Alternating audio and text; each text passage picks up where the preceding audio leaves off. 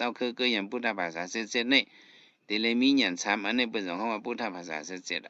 ๆหมายหนึ่งสังวิกาญาณหมายสองกัมมสกตาญาณกัมมสกตาญาณนั้น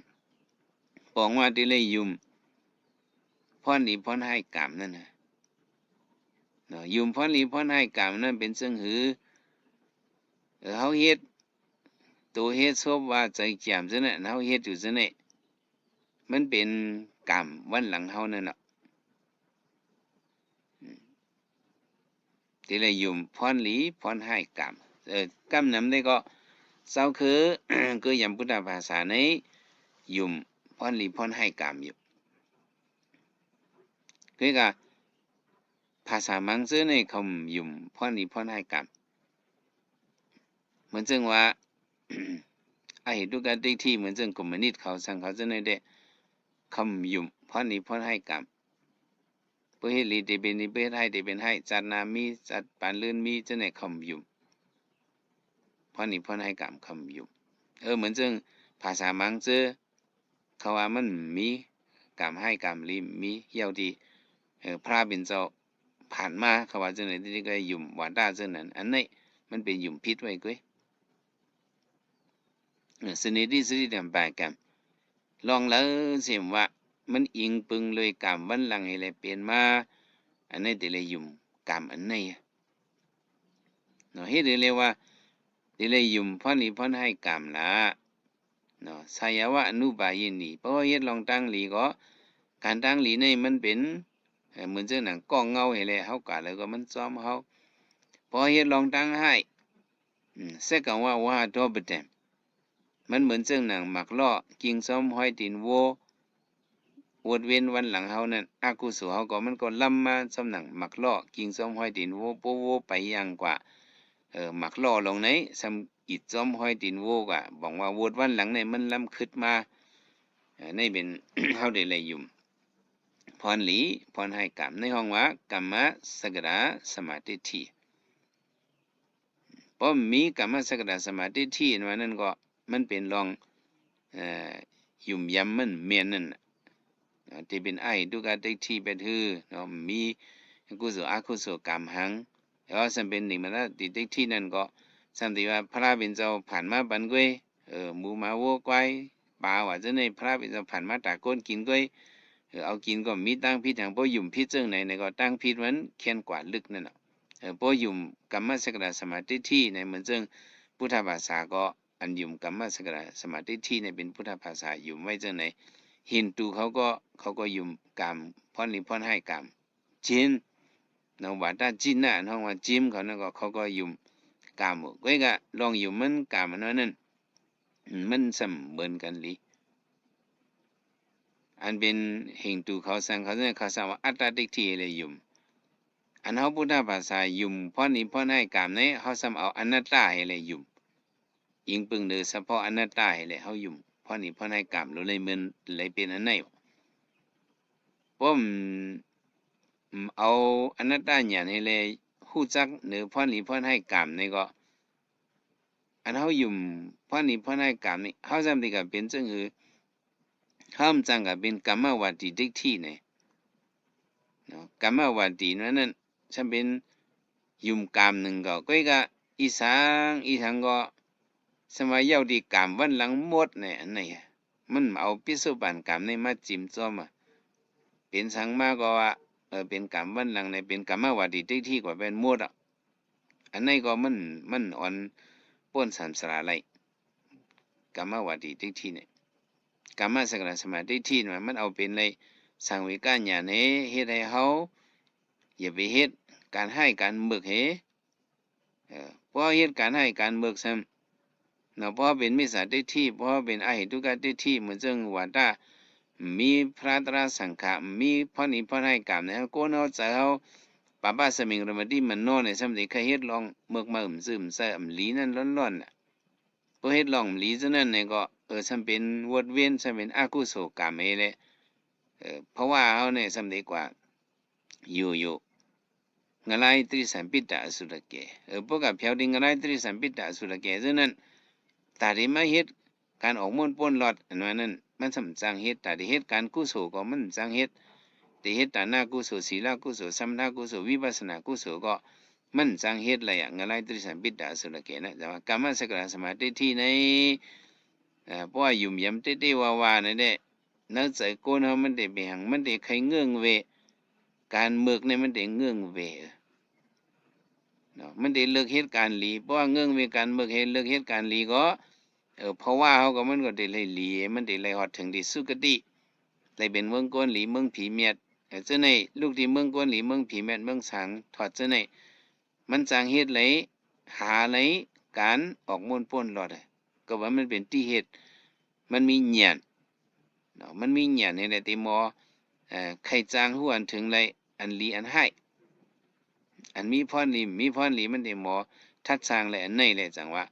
กรรมสกตสมาธิทีอันนี้ก็มันก็กรรมสกตญาณเนี่ยมันดูเลยมีงก็สร้างวิการญาณเนี่ยแต่เลยหมอตื่นพันกูเฮกรรมสกตสมาญาณสมาธิที่ญาณเนี่ยสัมติเลยหมอเงื่องเวอันเมือกเฮหมอเลิกเฮ็ดอันหลีเนี่ยบ่เงื่องเวอันเลิกเงื่องเวอันเมือกเฮเฮาเลิกเฮ็ดเลยอันหลีเนี่ยก็โกนเฮาบอกว่าอากุศลเฮามันกว่ายาวแต่เฮาเฮ็ดสังก็มันอิงเบิ่งพวกวิสาก็ได้บ่ญาตาอิงเบิ่งกรรมวันหลังเฮาก็เนาะอิงเบิ่งกรรมวันหลังเฮากรรมสกตสมาธิที่ญาณกรรมสกตญาณอันนั้นบอกว่ามันได้หมอเกบันเสเฮาอย่าไปให้เป็นอกุศลซ่อนแทงหรือให้มันเป็นลองไว้วางเสมันเมียนที่แตกมันเหมือนซึ่งหนังฮือลาเนี่ยเข้ามาด้วยพระเป็นเจ้าเลยเนาะพระเป็นเจ้าเฮาเนาะลองพระเป็นเจ้าเฮาต่อบ่มาเป็นพระในเนี่ยมันเจ้าก็เลยเฮ็ดไว้กามลีตั้งนำกามให้ตั้งนำก็ล้อเล่กันเนาะล้อเล่กัน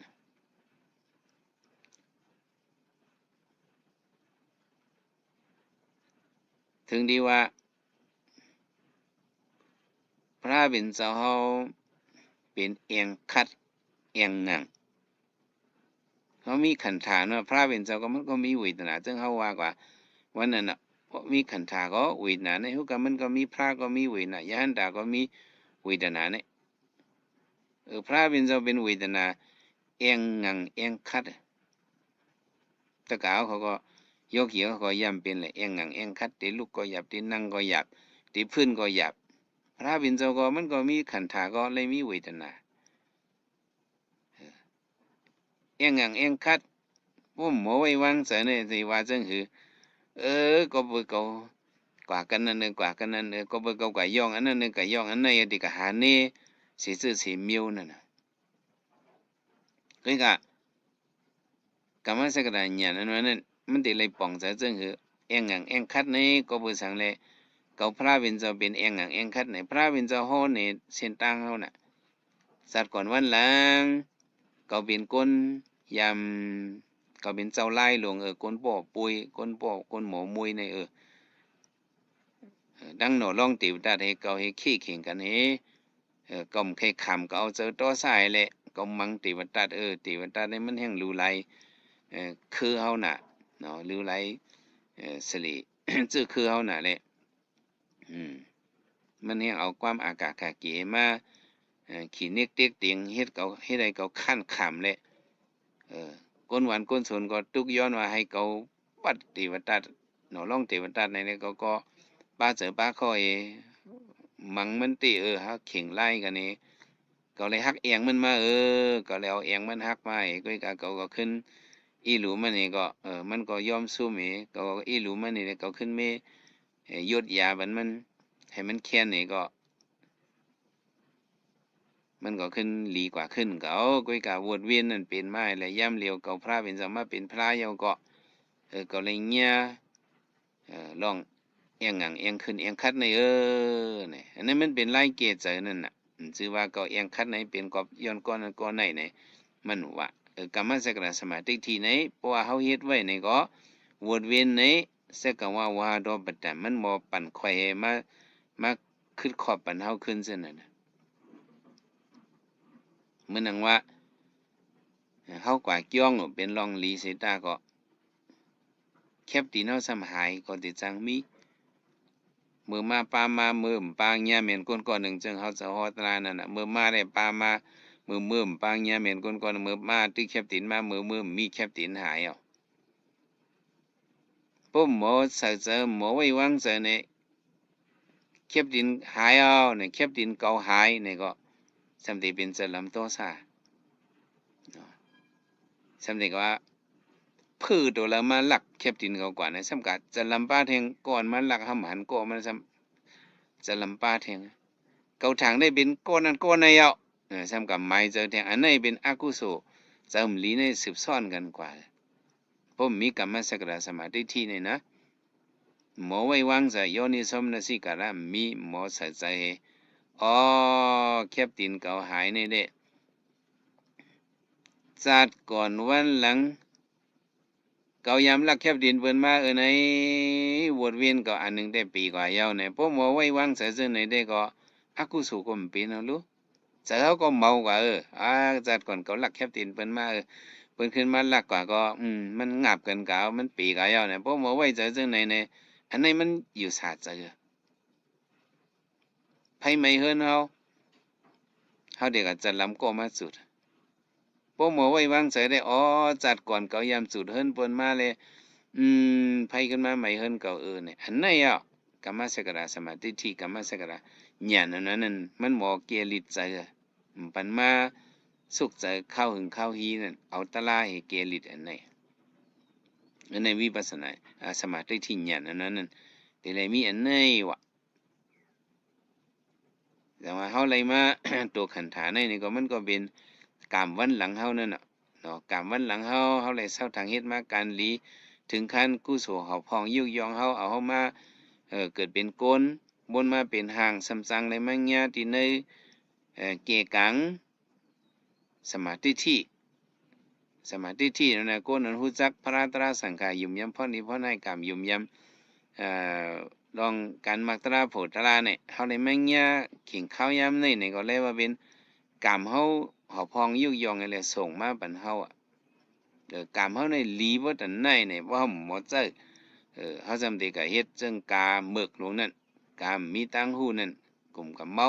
มิงซอมหน้าการต่างงานเฮาอันเลยก็ปล่อยและอันเลยก็พาเลยปีเลยก็เฮ็ดเลยปีเลยก็พาเลย10วันผมก็ปันเลย7วันผมก็ปันในข้าวยามเลยเด้กว่าซอยกว่าร้อยกว่าซอยกว่าร้อยจังนั้นกาลำนั่นน่ะอย่าไปให้มันเป็นจังนั้นจังว่ากรรมเฮาบ่หลีมาเอากรรมสกดาญาณเฮาบ่หลีมาแต่ไหนส่งเฮาเลยมามีตาก็หลีหูเฮาก็หลีตีนก็หักมือก็หักมือก็เกี้ยงอืมญาณเฮาก็คิดถ่อมตะลาก็ป่องใจโลเฮ็ดโลคัดใจเฮ็ดก็ขามอย่าไปมอบ10วันเหลือ1เพราะไหนเฮาเลยวิปัสสนาญาณกว่าปุ่นตาเฮานี่เป็นน้ำเม็ดน้ำตอนหลงมันเอาเฮาบ่ได้เลยน้ำเม็ดน้ำตอนสุนลีลงอันไหนหน่อยนั่นมันง่ายๆมันง่ายๆเฮาสุนลีเต๊ะๆว่าๆแล้วเฮาจะมาญากับปัญญามตะเหลียวนี่กับปันตะเหลียวนี่เปิ้นฮ้องว่า กับปันวิมุตติยุกะเนาะกับปันวิมุตติยุกะเขตว่ะมันเป็นกับปันคนเฮามันออกใจใครเฮ็ดการตนาวิปัสสนากามเฮามันเหมือนกันนั่นแหละมันมาเกิดปานเลียวกันน่ะเนาะพวกกูอันมีปารมีเฮ็ดที่มาโหตราก็มาเกิดปานในเจิ้นมีปารมีใครเฮ็ดการตนาก็มาเกิดปานในถ้าเจอในเหมือนกันให้ก็มันก็มาหามาจู้กันเจ้าไหนโยกีเอาเขามาเข้ากันตราโฮมกันนี่ก็กามเฮาเหมือนกันถ้าเจอเฮาเหมือนกันนี่เฮามาเข้าหาจู้กันเนี่ยที่เนื้อถาตุสุดตานนั่นในพระเป็นสวากโกนเนี่ยพอถัดเหมือนกันก็มันกว่าจอมกันวะมีปองหนึ่งพระเป็นเจ้าอยู่ที่เมืองยาเสโจที่ลอยก็สะกดนั่นพระเป็นเจ้าลาดในยานเขาสุดตัวลูเสื่อนอยู่จำ เจ้าสารีบุตรานั่นก็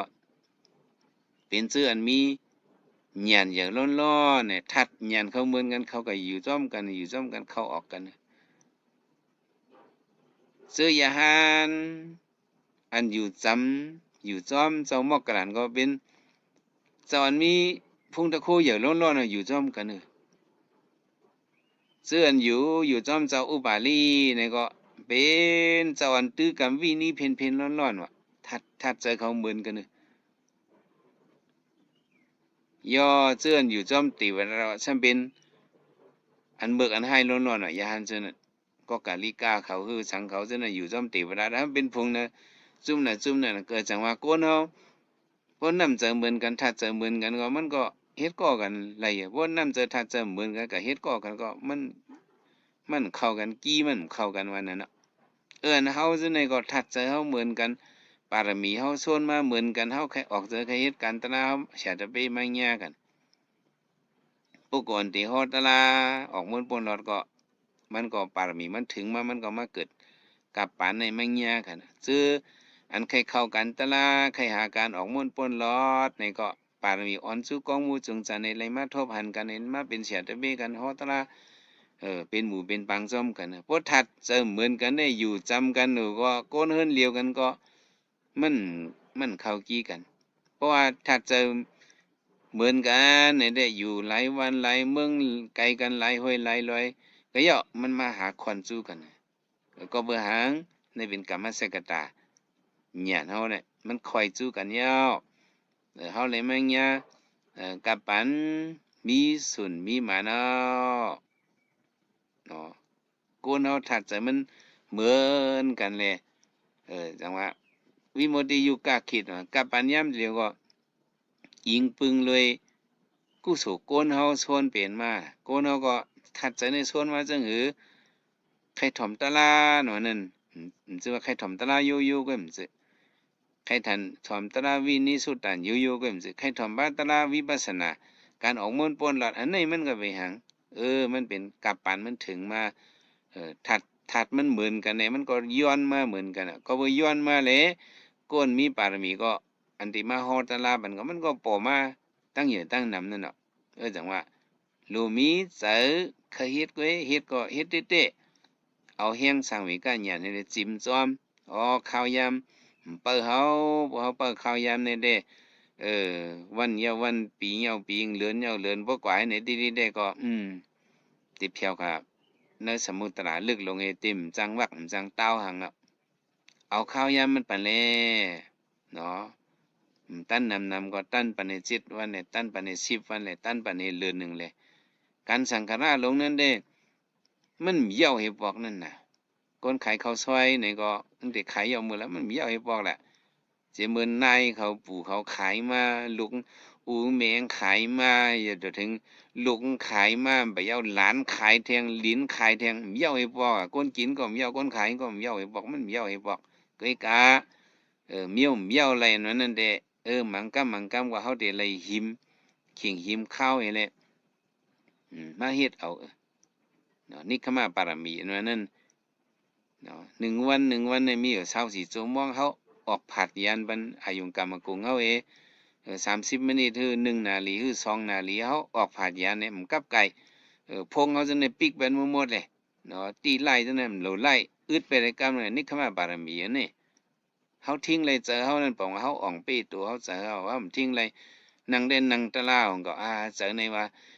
ผิดปลูกได้ขึ้นมาหางนออ่อนแรงได้ขึ้นมาสังนอจะกะจับบ่ซื่อนั้นก็เหมือนตึงกาลำก็อยู่เนื้อกองหลังจ้างนั่นก็ไหลกว่าที่ก็นั่งตะลาจำจับตะลาก็อยู่เนื้อกองหลังจ้างให้ชักกินมิ้วนั่นน่ะกาปานที่เรื่อยอยู่เนื้อกองหลังอ่อนแรงนั่นน่ะอยู่เนื้อกองหลังตีไล่นั่นน่ะกำลังไม่เฮ็ดโยกีก็ยังตึกกันล้อมลักตัวพวงอยู่ตึกออกจากการลำนั่นน่ะตึกให้ก็อยู่ในกล้องหลังจ้างให้ไหลลองติ๊กๆนั่นน่ะข้าวยำมีกาขัน5 นาทีดอนเงยก็1 นาที2 นาทีก็ย่อเพราะเอาจะใส่ตะลาเฮาจังไหลตะลาบ่ไหลตะลามาไหนเด้โอ้เต็บตัดกาขันมันไหลอย่าไปปั่นข้าวยำซุ่มไหลเฮาเฮ็ดสังก็เฮ็ดเต้ๆหรอกมื้อเรียนก็เรียนมาน่ะเรียนเกมก็เรียนมาเมืองบ่เลี้ยงน่ะ เรียนพงก็เรียนว่าพงบ่ก่อหลายลูกเอาน่ะมันอิ่มเลยครับอิ่มเลยก็กะข้าวยามติเหลียวนะครับมาเฮ็ดการตลาดตืดเป็ดหมดแหละปีกเป็ดฮับเป็ดหมดแหละเพราะหำปีดใส่อะไรในเด้เหมือนกาเมือก